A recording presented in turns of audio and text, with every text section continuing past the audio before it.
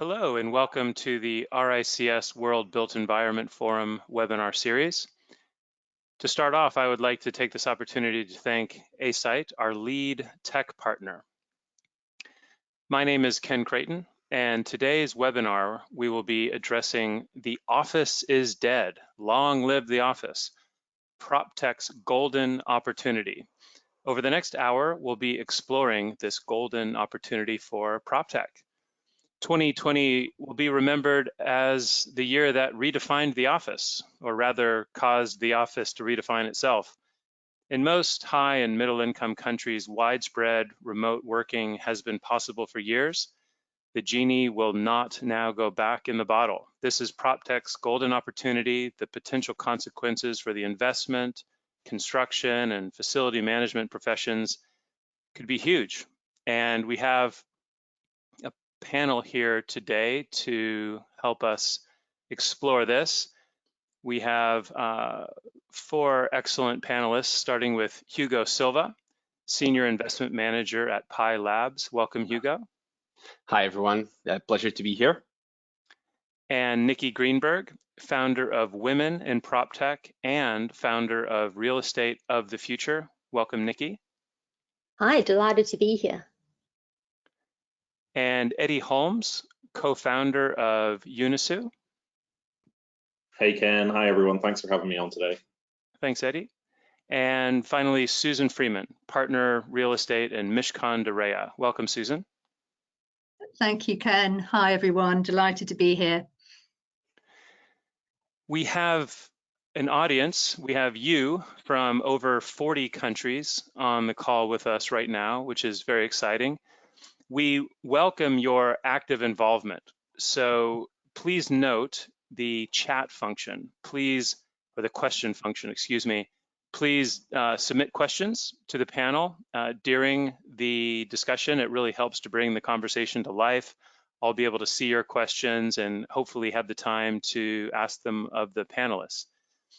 And so we can pick these up as we go through. Now, let's go right into our questions. And the first question is for you, Hugo. Can you start us off with what new areas of innovation and investment in PropTech are being driven by the pandemic? Yes, absolutely. And again, it's a pleasure to be here and hopefully share some insights from us as a venture capital fund that focuses solely on PropTech. So hopefully as this is core to what we do, this will be insightful for the audience. But getting straight into it, I think without focusing on any particular area, the biggest impact that we saw from the pandemic in our sector was that trends that we were expecting would happen over the next 5 to 10 years have happened over the past 18 months.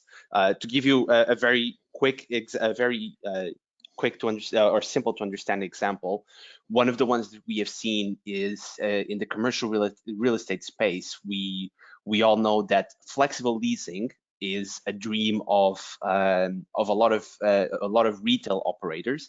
It's something that's been used by airports and managers in airports over the past 3 decades, but it had yet to be implemented in mass retail.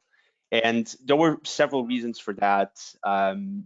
Operators were happy with the way the business model was working. It was very simple to understand. The retailers themselves didn't want to share their revenues, didn't want to share their figures. They were afraid of either having their rents increased because they would be sharing increase in revenues, or they would need to give warranties back to the operators in case their revenues weren't hitting targets.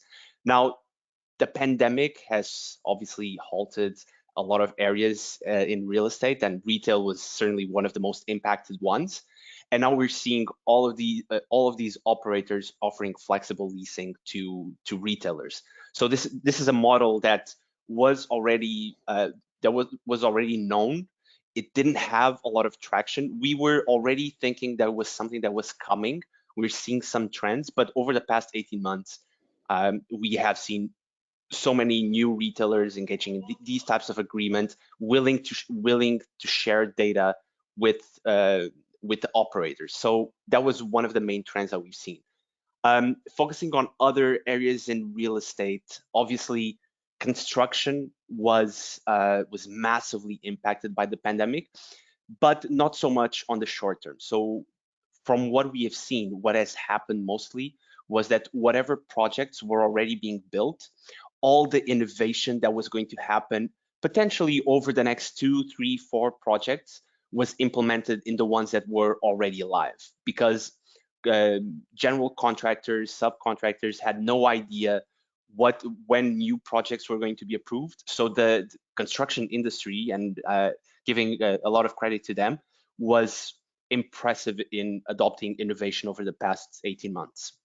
And obviously, we cannot ignore the fact, and going back to the theme of this webinar, the office space has been going through a massive change. A lot of big tech companies were already offering remote work or working from home a couple of days a week, 1 day a week. But obviously the pandemic has forced the vast majority of the world to stay at home and figure out a way to still do their job. This has opened up new possibilities. We're now seeing a lot of different models, so basically half and half, where you work half the time from home, half the time remotely, or you can do 100% remote if you wish to. But we're also seeing hybrid models, and I think we're going to touch upon that a bit later on, where the worker can choose where they work from, and that doesn't necessarily have to be at an office that is rented by their employers. So if they prefer and they don't want to face the commute, which is stated consecutively as one of the main causes why people like remote working, if they don't want to face that commute, they can just go to an office that is part of a network that is closer to their home. So this hybrid model is becoming very, very recurrent.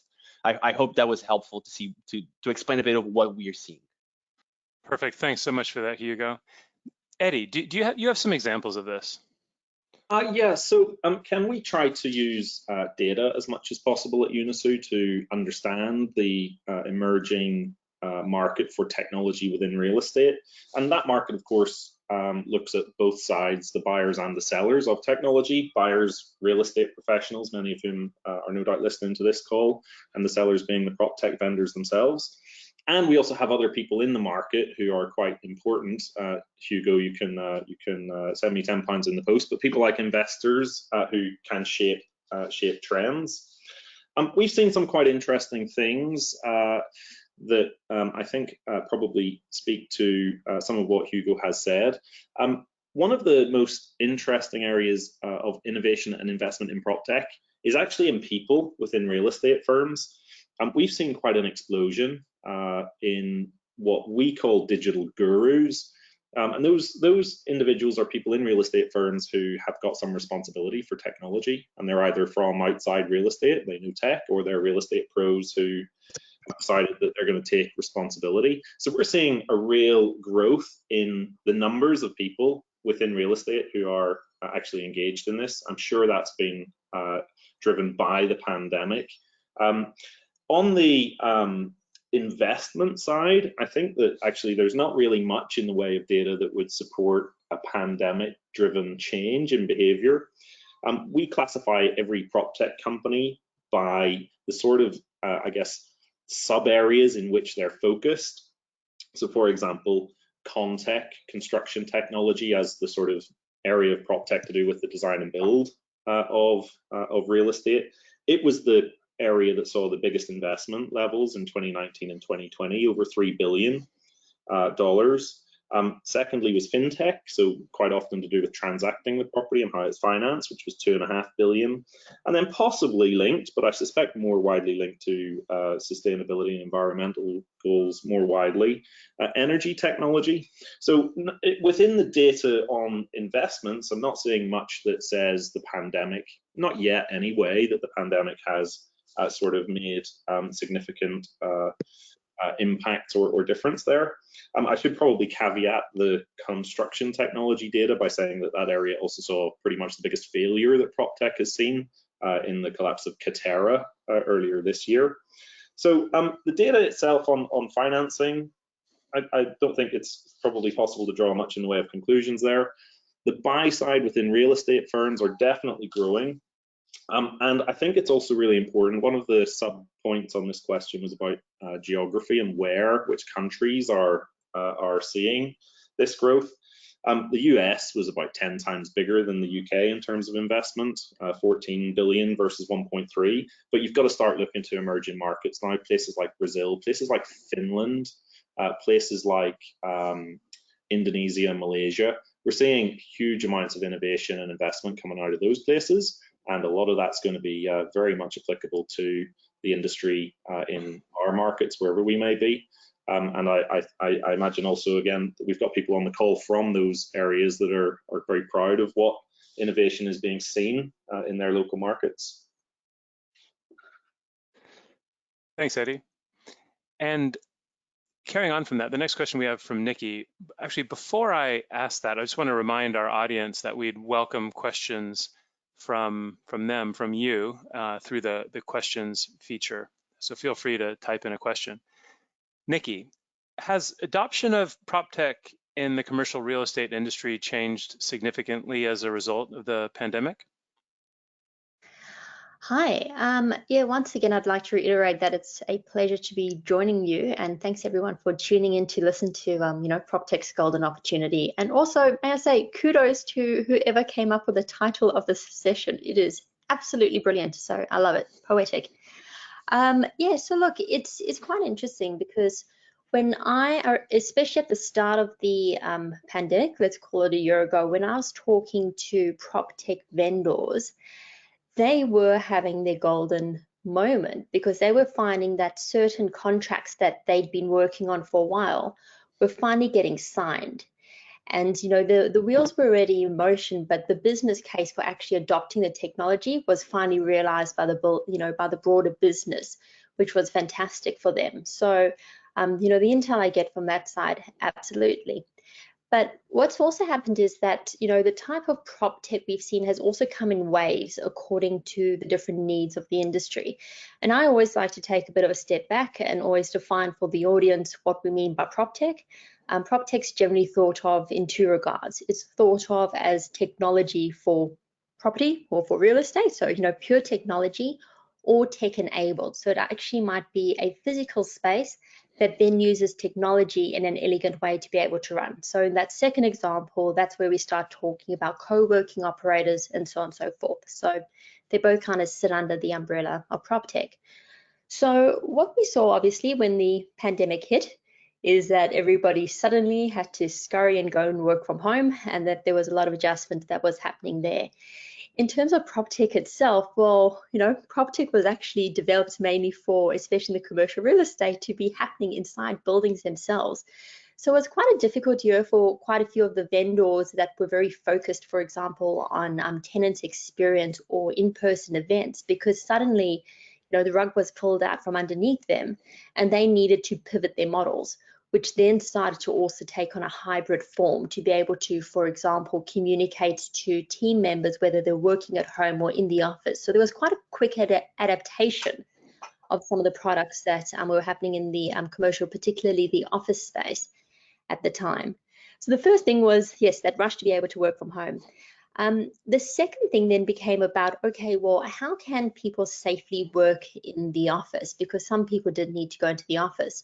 So a lot of the PropTech that was then coming out in that second wave was more around safety. So such as measures looking at touch-free technology, so that you're not actually touching elevator buttons, for example, that you're not touching door handles or taps.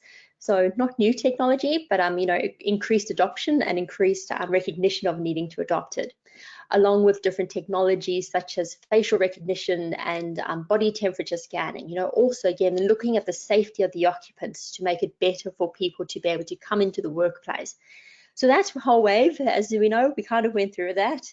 And then it started becoming where we are now at the moment, where we're looking at a mixture of hybrid work, adapting office spaces, for example, to be able to facilitate people that are working in the office or working from home, such as better teleconferencing facilities, putting in more huddle rooms for meetings, putting in more phone booths, etc., and the technology and that infrastructure to support it. So, that's kind of been the next wave.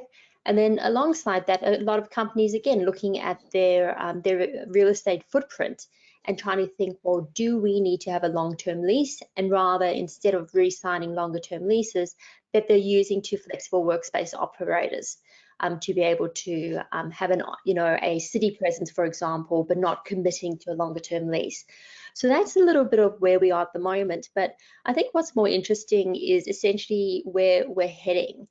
And what's gradually being revealed is that the office itself, and that's what the title of the session definitely alludes to, the office as we know it, which quite frankly has hardly changed since the 1920s. It's actually quite fun if everyone is sitting in front of their computers, but maybe just take a peek at what an office looked like in the 1920s, and you'll see that it hasn't actually changed all that much in 100 years. One of the noticeable differences is that 100 years ago you had typist pools, secretaries all sitting lined up with their typewriters, whereas today we all have computers. But apart from that, offices actually haven't changed that much, even though the way that we work has changed significantly. So now there's this new era upon us where we have to embrace the new tech-enabled way that we work, especially with the cloud and all of our information being stored on the cloud and not being stored in a fixed location. With our information and our documents no longer being in a set location, it means that people can work from anywhere. And that's becoming this big question mark now, is about what is the future of being, of an office or the purpose of a workplace if you can work from anywhere. And, it's quite interesting, there's a few statistics around this, and I found, one from EY particularly telling, and it said that more than half of employees globally would quit their jobs if not provided post-pandemic flexibility. Now, that's a very strong statement for people to be making, and just, how heartedly people are believing in this. So there's going to be even more investment in the PropTech that supports this flexible work environment. The other thing that we will start to see more and more also, and coming back to that question, well, not the question, but the definition of PropTech as, technology or tech-enabled real estate, is that with a decline in demand for retail space in some situations and office space in some situations, we're also needing to have adaptive reuse of spaces so that there is more flexibility in change of use and how you activate it. So some of the stuff that's coming out of there is quite interesting. I like to say that any place can be anything and any place can be a workplace. And more, we're going to start seeing a lot happening, this change of use and activating vacant and underutilized spaces. Thanks, Nikki. That's great stuff. And next question to you, Eddie. And I'd like to put some top spin on this question by also reading out a question from an audience member. Catherine Sui asks, could PropTech become a leading market in the world?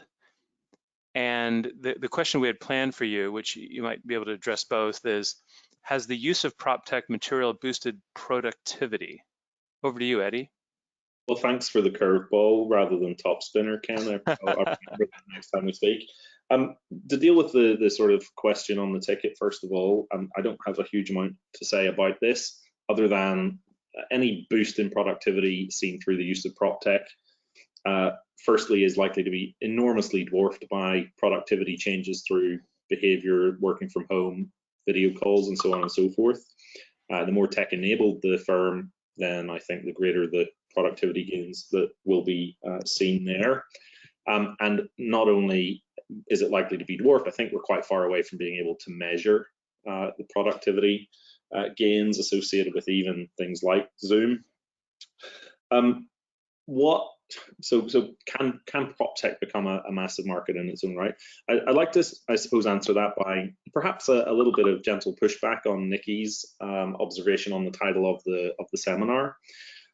What we're dealing with here when we talk about PropTech is a symptom of a wider change that's happening in real estate, and that change in other industries, and it will be known as this within real estate, is the digital transformation of real estate. What that enables or delivers are all sorts of outcomes that we can't yet put our finger on precisely, but we know what they'll be. They will be new business models. They will be companies doing things that they haven't done before. There will be competitors emerging. In the UK here, we've seen two retailers, John Lewis and Boots, announcing house building programs on their real estate assets. I mean, I don't think that many people would anticipate someone like Boots becoming a competitor to house builders even 5 or 10 years ago.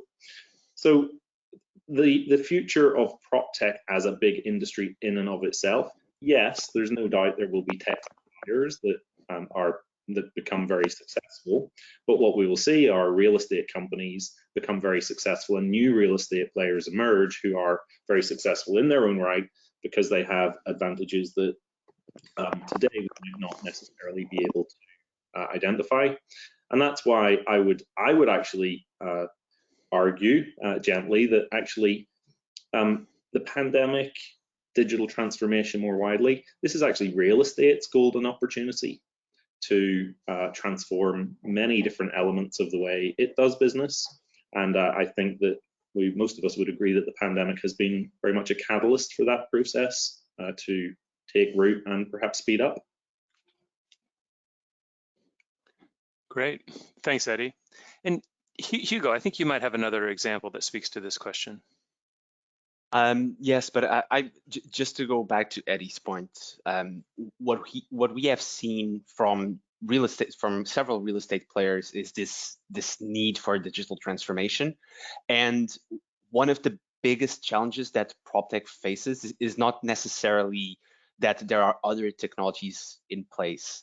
For a lot of our companies, what they struggle, the competition that they face is either pen and paper or an Excel spreadsheet. So that's the lag that the real estate industry has compared to other industries. I think there was this Deloitte report or McKinsey report a couple of years ago that stated that real estate was one of the most undigitized industries in the world after fishing and agriculture. So pretty much every other industry is ahead of the curve. But we do have startups that are starting to look into productivity of employees. This obviously deals with GDPR compliance, and we can touch upon that at a later question.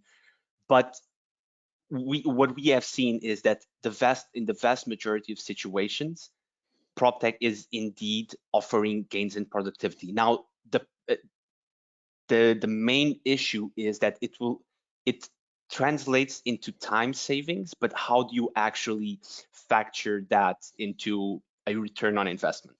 So that is typically where we see our startups struggling with the most, is that they will have satisfied customers, they will see that processes have improved, that time is now being used more efficiently, but translating that into actual gains, into returns, is what they struggle with. And there needs to be a collective effort between the real estate companies and between PropTech companies to come up with these use cases. And that's not always easy to do, and there's not always an incentive to do so. So that is something that I agree with Eddie. We still don't have the values for this, but I would assume that over the next 12 months, we would start seeing a lot of use cases on how has PropTech improved productivity. Great, thanks Hugo. Great points. And Susan, if we could come to you and bring this to the use of PropTech in the sense of, can we get this perfect blend of hybrid working using PropTech?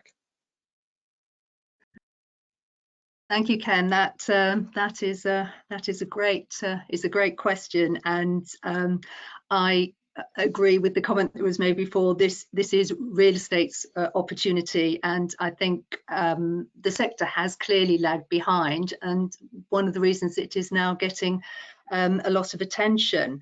but I'm not sure that we are going to get the perfect blend of hybrid working for some time.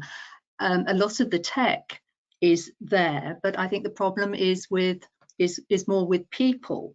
So Nikki mentioned this survey that had shown people would quit their job if they couldn't get the working arrangement that they wanted.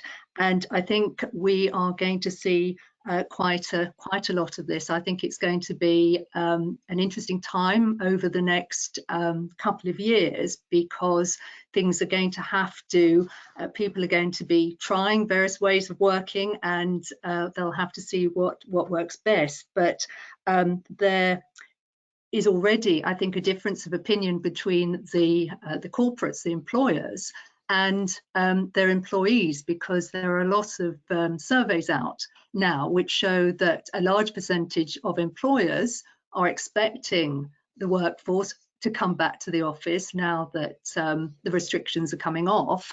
But at the same time, there is a high percentage of the employees saying, actually, we like what we've been doing for the last year. We want the opportunity to work differently. So that's got to be ironed out. There's clearly polarization of opinion between the CEOs. You've got the CEO of Goldman saying that working from home is an aberration. And recently Jamie Dimon at JP Morgan saying that remote work doesn't work well for those that want to hustle. And also quite telling, there's been a recent statement from the chief legal officer at Morgan Stanley telling the law firms that work for them that he wants his lawyers in the office, and that he will regard it as unacceptable to have critical meetings on Zoom. So this is going to create another problem for businesses that are client driven. So we've got the technology. There's a long list of companies that have said they're going remote first or partially remote, and a lot of companies that are going for hybrid models. But I think work generally is going to be more human-centric. We're dealing with people, and I think however good the technology is, everybody is going to have different requirements and different red lines when they start coming back to the office. So it's going to be a bit of a learning curve. And in terms of creating the perfect hybrid working situation, what is going to be pretty key to it is how we conduct our meetings. And I think we are still very much in the foothills on that. We were incredibly lucky to have Zoom, Teams, Hopin, and everything else, because without them we would not have been able to carry on working as normal. But at the moment, if we're going to have hybrid meetings, it's quite clear that the people who are sitting around the table are going to have the advantage over the people that are just there on a screen, and especially if it's an important negotiation, people are going to want to be in the room rather than dialing in. And I know Google are working on various initiatives, and Google Campfire is apparently a meeting room set up where the people in the room sit round, but the people who are phoning in, they have the screens interspersed between the people who are in the room, so that you really feel that people are more on a level playing field. And I think we'll see more of that. And then Google Project Starline sounds fascinating. It uses AI and 3D to make you feel as if you are in the room with somebody. You've got a 3D image, but it does sound pretty expensive. So there will be new technology coming down the road, because meetings are going to be an important part of how we work remotely. So what else? What other challenges have we got? In terms of the technology, we're seeing HR tech is a huge area, because there are all sorts of tech solutions, helping companies organize their payments, keeping in touch with people. But I think it's difficult for tech to solve how companies can keep their culture in the new remote work world, and that is going to be important. How do you keep your culture differentiated if people aren't in the office all the time? And then just on a practical level, in terms of how we create this perfect remote working world, it's going to be totally dependent on how good your connection is, because it's all very well to be working remotely from anywhere, but if your connection keeps going down, you are not going to do terribly well like that. And I'm also quite intrigued. There are a number of new startups which have developed during the last year, which provide office furniture to people working remotely and provide the IT for those people, because it's fine to say you're going to work from home, but you need the equipment. And these startups are doing incredibly well, getting quite a lot of investment. I mean, there is an awful lot to talk about on this subject, but you know, back to the people side of this. Assume you've got the tech, you've got the tenant, you've got the employee engagement apps, but managers are going to need new skills, because it's completely different organising and managing a team of people if you know, if you don't see them all the time. So there are a lot of courses being run on at the moment on that. One of the big problems is going to be getting people into the office on Monday and Friday, because if people are given the choice, they're probably going to opt for the Wednesday, Thursday, Tuesday. So I know, having done a panel with somebody from Australia, they were about 7 months ahead of us in terms of getting to the office. They said they're having a real problem getting people back in on the Monday and the Friday. So Fantastic. Thanks for that, Susan. And Nikki, I think you might have a comment. Yeah, great segue actually, Susan, seeing that I am Australian. And exactly that, you know, Australia did have a head start with return to the office, and it was very interesting because a lot of companies didn't want to mandate that their employees came back. They gave them the option, was they kind of wait and see. And as you've identified, nobody came in on a Monday or a Friday. So that also begs the question, and dare I say there's an opportunity, I think, what's happening to that space that's vacant 4 days a week? And is this something that we should be thinking about doing with spaces after hours? And that obviously it's not just the office, but it also has that run-on effect for adjacent businesses, for, you know, for restaurants, for cleaners, for everything else. And I like to throw it in there, just, you know, the number from New York, just so you know, I think it's a great number just to have front of mind, is that for every office worker, it actually creates 6 other jobs.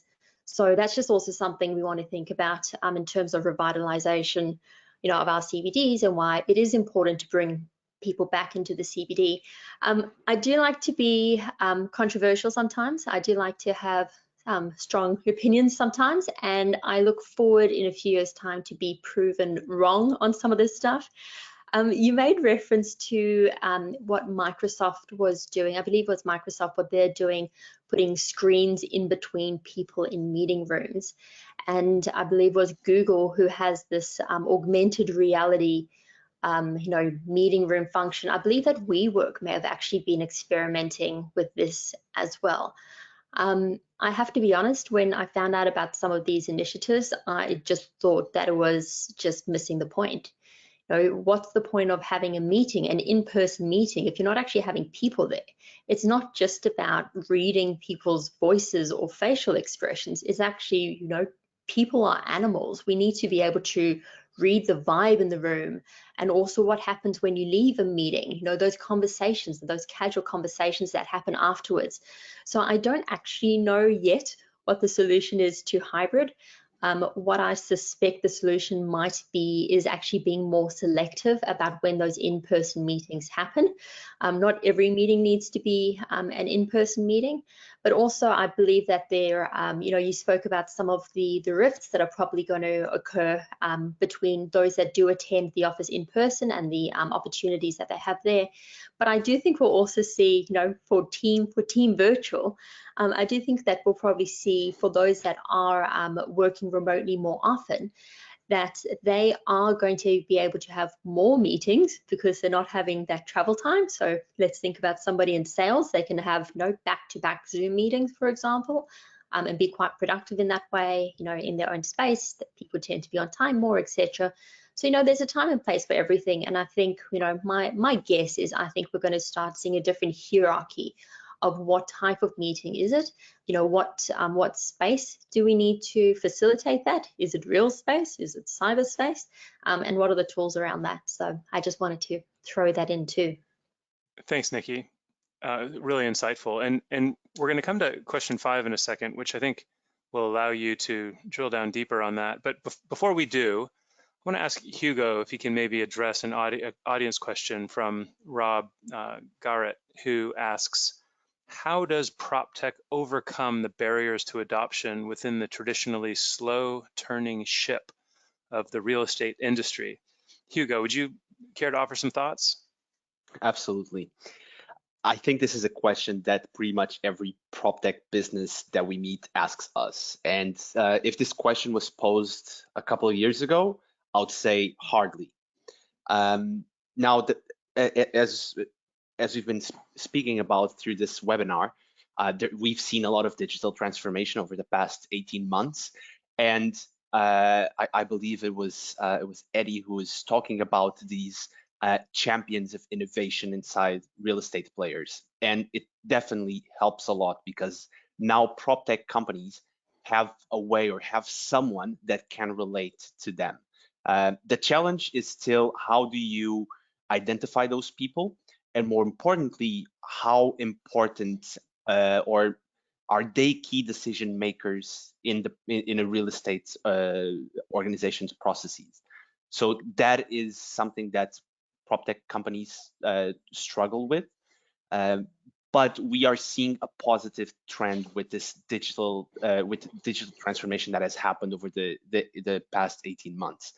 It is still a slow-moving industry, and we still think that it will remain like that in the near future. But we're seeing a lot of positive signs, a lot more experimentation going on, a lot of real estate players that are either investing in startups directly or are setting up their corporate venture capital funds, or you have some of our LPs who are all real estate companies that are investing directly in venture capital funds because they potentially don't have the means to look at 1,000 companies per year and figure out who are the ones that they should be investing in.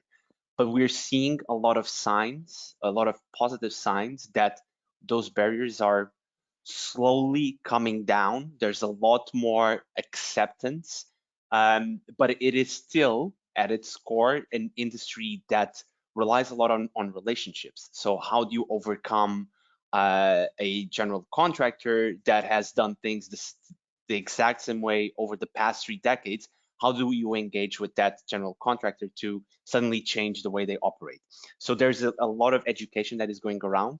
And the past 18 months have been a reflection on this topic. So long story short, barriers are still high. Yes, we see that they're slowly reducing, and there's a lot of great people that are joining the industry from within and helping PropTechs get in touch with the real estate industry. Brilliant. Thanks, Hugo. And if I can swing back to you, Nikki, and all this really feeds together well. The 5th planned question here is, how is PropTech changing demand, management, and use of workspace? And this carries on from some of the great points you've made. Yeah, and I think I'm harping on about it a fair bit today, just around flexible space and how there has been this move from fixed term leases to more flexibility. And I think that's just generally a theme in the industry more broadly, is that when there is so much uncertainty, why wouldn't you want more flexibility? So this has actually become part of the mindset and something that our industry has become a little bit more used to. And I think, Hugo also alluded to it, even in terms of retail leasing and having more flexible leases there as well, and changing the terms of payments and all the rest. So it goes, it ends up being quite broad. So I think one of the things that we're definitely seeing, as I alluded to before, is a move from from having one fixed location to being able to facilitate work to happen any place. So long as you can connect to the cloud, you can work. So what might those third spaces be like? An obvious example, obviously, in the US, and we've all seen it in the movies. Americans love to sit at Starbucks and do their work there. There's the cafe for a long time has been a workspace. So is there a way that cafes as a third space and a workspace can better facilitate work? But I think the big thing in all of this that I just want to remind everybody listening in, especially everyone that is pro-office, I think that we should be pro-office. I particularly think that for, I'd say, pretty much everybody on this call, I think there would be very few exceptions, is that throughout our schooling and throughout our professional careers, we've generally woken up in the morning, gotten changed into a uniform, gone to school or gone to work, and that's where we learn, or that's where we work, and then we leave for the day and we come home and then have our private life. So so for me personally, I've been doing that for 30 years. Old habits die hard. I still, I've been a digital nomad for coming up 2-3 years now, but I still keep a space in the city. I always have, and that's where I'm most productive, because that's my habit. So what we really need to think about now is that, what is the purpose of the office? We keep hearing about, collaboration spaces and this and that, whatever. But really the onus now is that for an office, it needs to be profitable for the business. It needs to be preferable for employees versus the alternative, which is working from home or working from a third space. But also something I think that we don't talk about enough, but is just so key to why we do have offices in the first place, is that they need to be productive. And if you're not productive working in a traditional office or coming into the city to do so, if you're more productive at home or somewhere else, then that's the main measure, isn't it? People want more leisure time, and companies want more out of their employees. So technology can certainly help with that. It can certainly help overcome some of the shortcomings of the space design that is from another era. Headphones is another one. Being able to have acoustic padding in a room, to be able to retrofit a place very quickly, to have seamless conversations and connectivity. There's a lot that can and should be adopted here. But as I said, the big thing at its core, which I think we don't talk about in terms of demand of space, is that we need to be talking about productivity as a key metric here. Yeah, that's a real clarity of point there, Nikki. Thank you. And Susan, let's get into privacy and ethics a bit. And do we need to be wary that PropTech is not used to monitor staff? I think the answer to that question could be relatively brief, Ken, and the answer is yes, we do need to be wary. And just on a related issue, I just wanted to come back to Nikki, because she was talking about working from anywhere, working from Starbucks, and I have to say confidentiality is something that worries me a little bit. And when you've got the big banks coming out saying they're concerned about having critical meetings on Zoom, I think one of the concerns is you don't really know where people on the call are working from, and where whether they're working in sort of somewhere private. But yes, monitoring staff, you do need to be very careful, and it's an area my data experts at Mishcon are keeping very busy with. Basically, if you're planning any form of surveillance of staff, you would be well advised to carry out a data protection impact assessment. It's useful as it actually could influence your decision as to whether to go ahead with this piece of technology, and also provides you with some insulation against any future challenge. And we're doing a lot of impact assessments at the moment. And I think the important message is not to waste your money on an app that could infringe regulations, because you could invest in an app and then find that there is some regulatory issue with it. So I think my advice is to do an impact assessment first. You also need to make sure that your internal corporate documentation, such as staff handbooks, are up to date, so that people understand in the office what is going on, what the effect of the technology is. And in GDPR terms, the apps that track use of different facilities in the office space, and there are a lot of those sort of apps, they're considered to be okay if the data is anonymized, which means it's impossible to identify the individual users. But I know, talking to my data experts, that they say, well, if it's hot desking, it can be anonymized, but there could still be issues if there are allocated offices. So again, the easiest route is to make some sort of assessment first, to make sure that you don't run into problems. And CCTV, that's another issue. Obviously, people want to use CCTV to provide security in the office, but there's a lot of regulation around that. You have to have notices up so that it's overt rather than covert. And it's, even if, for instance, you have a difficult situation like an assault or something, an offence that's carried out in one of the lifts, you may be able to use the material from the lift camera, but that's not necessarily guaranteed. So you have to be really careful about how you use your CCTV. Another question that's coming up a lot at the moment is whether you can ask your employees for their vaccination status, and if you do, who you can share that information with.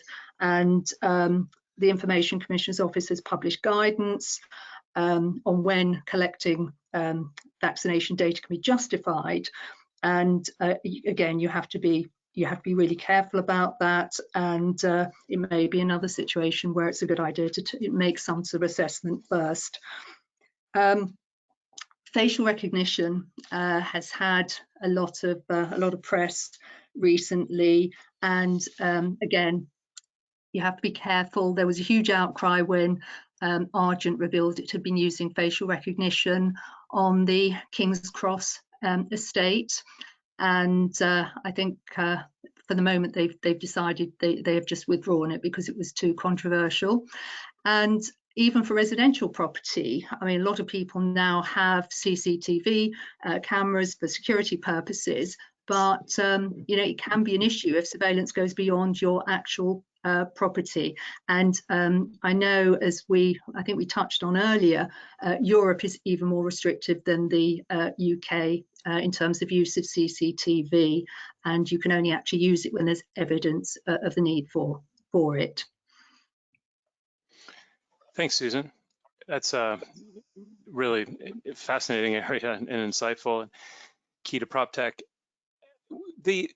Hugo, I think you have an example related to this, but I think we'll come to you in our final question when we talk about uses of PropTech.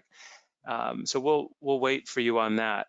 And the penultimate question, why don't we come to you, Eddie, about, will the use of PropTech diminish once the pandemic is over, or do you think PropTech will increase further? I think, Ken, that of all the questions on the panel today, this is the one that's easiest to answer, so I'll forgive you for the curveball in return for handing this one to me. There are three really strong reasons why the fish is not going back in the fish pond when it comes to technology and real estate. The first reason is we can look to history. There has never been an industry that has been through a digital transformation process, which I think as a group, the panelists are all of one mind that that's what's happening. There's never been an industry where that's happened that has then gone back to quill and ink, if you like. Once it happens, it stays, it's sticky, and that culture of innovation and constant improvement is persistent. And you can look at any industry that you like for evidence of that. The second is, I think, a demand driver. The office and real estate is here to serve people, and people have already seen quite accelerated experiences where they have discovered that there are better ways of doing things. Not everybody, not everywhere, but there is significantly increased demand for new experiences, again, around the office and real estate more widely. And that demand is met by the third factor, which is a supply matter. Over the past 18 months especially, but as I remarked at the start, there has been a huge increase in expertise inside real estate firms designed to embrace and engage with technology. Now, that is something that happens in every industry that goes through a transformation, but what the pandemic did was it put those people in a position of authority and influence that they may otherwise have struggled to attain quickly.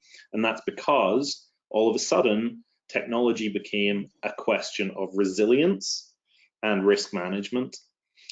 Those people, many of them I'm fortunate to deal with on a day-to-day basis, the people that PropTech companies want to talk to, they have really got the ear of senior leadership in real estate. And as the industry continues to undergo this transformation, those people will become more influential, and they will be the leaders of the future, people who think tech first. And so I think there's absolutely no doubt that technology is here to stay. Culturally, it will become much easier for real estate to embrace that technology. And what more can I add to that? I hope I've been forthright enough to get that viewpoint across for you. You have. Hugo, maybe you can take the last question for this hour. What is the most innovative use of PropTech you've seen during the pandemic? I'll try to be quite short with this because I know we're short on time. But I guess I wouldn't single it out as one particular use of PropTech, but for context, at the very beginning of PropTech, and that was placed at around 2013, 2014, what we were seeing were a lot of PropTech companies where the main activity was different business models, different user experience that wasn't in place previously in the industry. One of the things that is exciting me personally quite a bit is we're seeing now deep tech focused startups in PropTech. So they're either backed by artificial intelligence or machine learning or video processing. And that is something that tells me that the PropTech industry is moving in the right direction. You're getting incredibly smart people that could potentially use their expertise in other industries now coming into real estate and saying we have super specialized technology that can solve problems in the real estate industry, and it comes with unique propositions attached, and we're starting to see technologies that are really exciting. And not only that, but they are becoming international companies. So it's not and we know that real estate is typically very localized, so we can see that a lot of the companies were very successful on given markets. For example, I think it was Purple Bricks has been incredibly successful here. They were successful in Canada, didn't manage to make it in the US to the extent that they wanted. What we're seeing now is that these unique propositions and this guidance towards being more internationally focused are going to be a game changer for PropTech. So that's something that's exciting me a lot, and that's something that us in Pi Labs are focusing a lot on. We want businesses that from day zero are thinking about real estate as a global market, not just as UK, Spain, Europe, or North America, but as a worldwide opportunity. Thanks, Hugo. And I'll take this opportunity to thank all of our panelists. Thank you, Nikki, Susan, Eddie, Hugo, for that amazing insight. Thank you. And to our audience, a reminder to you all that we'll publish a recording and a written summary of this webinar, as well as the presentation online. Please do feel free to share that content with your professional networks. And definitely take a few moments now to let us know what you thought of today's session by completing the online poll, which will appear on your screens at the end of this webinar. Join us for another webinar in the future. Our next webinar will take place next month, and we'll explore the Intelligent Cities Challenge. You can also watch any previous webinars you may have missed. The World Built Environment Forum Global Summit will be visiting Dubai as part of Expo 2020 Dubai in January 2022. The program will focus on the livable city, agile, healthy, and resilient. You can book your ticket today at the super early bird rate. Please visit the website rics.org/WBEF to book and for further details on the program. Once again, thanks to A-Site, the World Built Environment Forum's lead tech partner. You can follow us on Twitter, Instagram, LinkedIn, where you can receive news of upcoming webinars as well as recently published articles. Finally, you can download the WBEF app from the App Store or Google Play, where you access the latest innovative global thought leadership content across the built environment. Until next time, thank you all and goodbye.